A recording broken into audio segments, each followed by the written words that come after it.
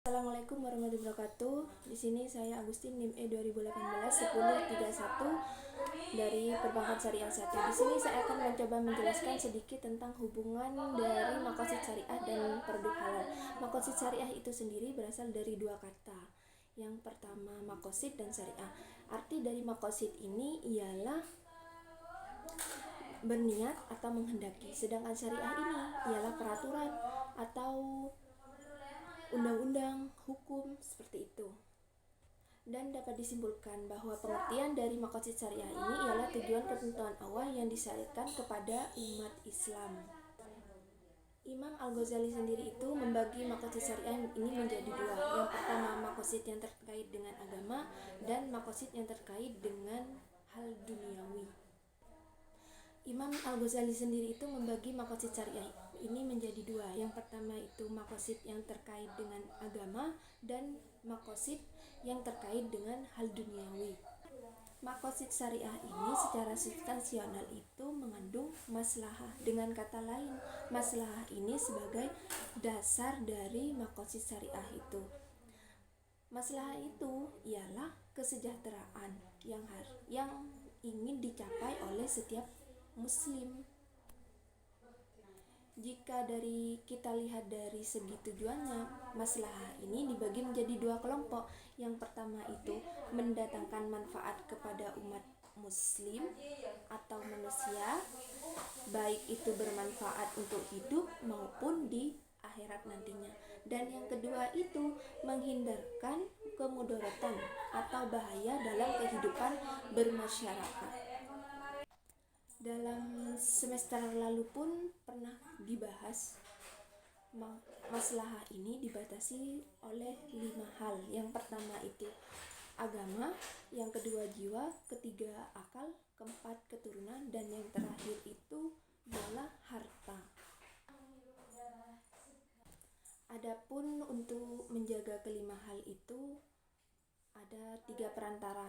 Yang pertama itu daruriyat, yang kedua hajiat, dan yang ketiga itu tahsiniyat. Yang pertama itu kan daruriyat, yaitu kebutuhan sekunder, kebutuhan primer.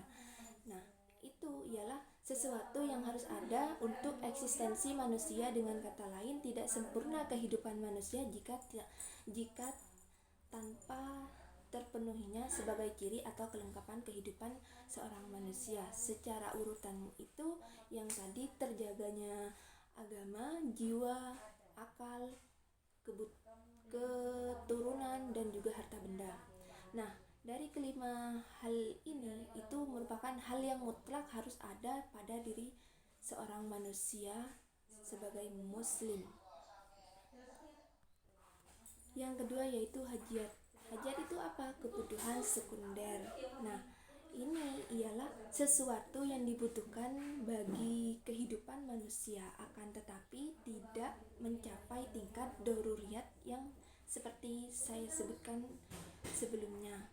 Nah, seandainya kebutuhan ini tidak terpenuhi dalam kehidupan manusia, tidak akan meniadakan atau merusak kebutuhan itu sendiri. Dan yang ketiga itu adalah tahsiniyat, kebutuhan tersier.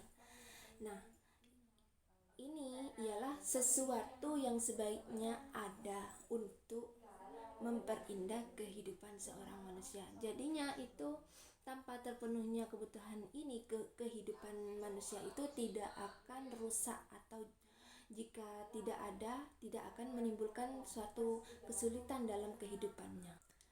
Dan selanjutnya itu tentang produk halal. Dan minggu kemarin sudah dari teman-teman itu sudah menjelaskan tentang produk halal,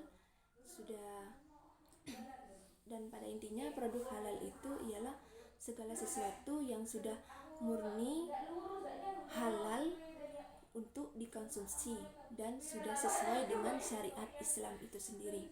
Selanjutnya saya akan membahas tentang hubungan dari maqasid syariah dan produk halal tersebut. Maqasid syariah dalam produk halal itu sendiri harus berpegang teguh kepada kelima hal dalam daruriyat, yang yaitu yaitu agama, jiwa, akal, keturunan, dan harta benda. Yang pertama, menjaga dan atau memelihara agama. Di sini kan hikmah dari mengkonsumsi barang atau makanan halal itu ialah menjauhkan diri dari siksa api neraka, menjaga kesehatan anggota badan, mendatangkan kecerdasan akal, dan memakbulkan doa-doanya. Dan masih banyak kebaikan-kebaikan lainnya yang kita dapatkan dari hikmah dari mengkonsumsi produk halal itu. Akan tetapi kalau kita mengabaikan kewajiban mengkonsumsi makanan halal, itu merupakan ancaman bagi kita sendiri, karena kita akan malah terjerumus atau lebih gampang tergoda untuk mengkonsumsi produk-produk yang telah diharamkan dalam syariat Islam. Dan yang kedua yaitu menjaga jiwa. Nah, menjaga jiwa ini yaitu mengkonsumsi produk makanan yang halal dan thayyib juga itu merupakan implementasi atau manifestasi dari menjaga jiwa tersebut.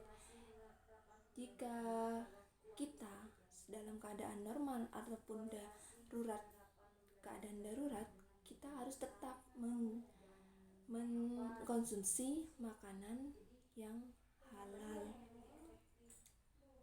Tapi jika dalam keadaan darurat itu sudah memaksa kita untuk mengkonsumsi barang yang harus kita makan atau dalam artian itu haram, nah itu diperbolehkan.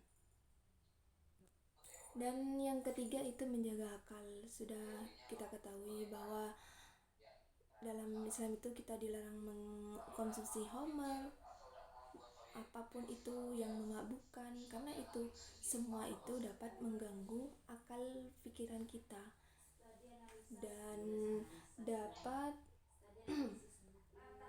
berakibat itu terancam eksistensi akal, akan kebencian dan kemusuhan dalam diri seseorang.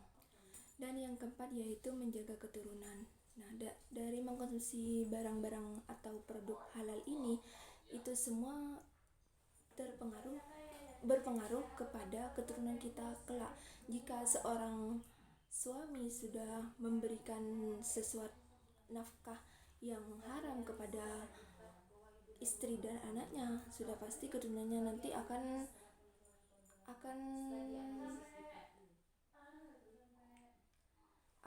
terusan mengkonsumsi barang-barang yang haram. Tapi jika sebaliknya dari suami itu memberi nafkah yang baik untuk istri, anak, dan keluarganya itu, maka akan menghasilkan keturunan yang solehah dan soleh, cerdas, serta sekaligus menjaga dari api neraka tentunya. Dan yang terakhir yaitu menjaga harta. Nah, untuk kita yang mengkonsumsi produk halal harus berhati-hati, jangan sampai kita itu mengkonsumsi barang milik orang lain atau hak orang lain seperti hak anak yatim, itu jangan sampai kita memakannya. Lebih-lebih kita harus bisa memberikan kepada orang yang lebih membutuhkan seperti anak yatim, orang yang lebih memerlukan, atau orang yang berada di bawah kita.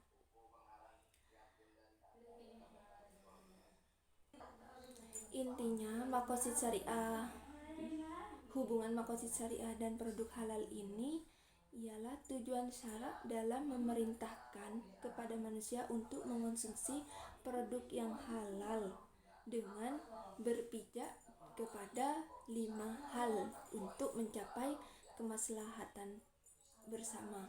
Nah, 5 hal ini ialah tadi ada menjaga agama, menjaga jiwa, menjaga akal, menjaga keturunan, dan yang terakhir yaitu menjaga harta benda. Nah, mungkin cukup sekian pemaparan dari saya tentang hubungan maqasid syariah dan produk halal. Kurang lebihnya saya mohon maaf. Wassalamualaikum warahmatullahi wabarakatuh.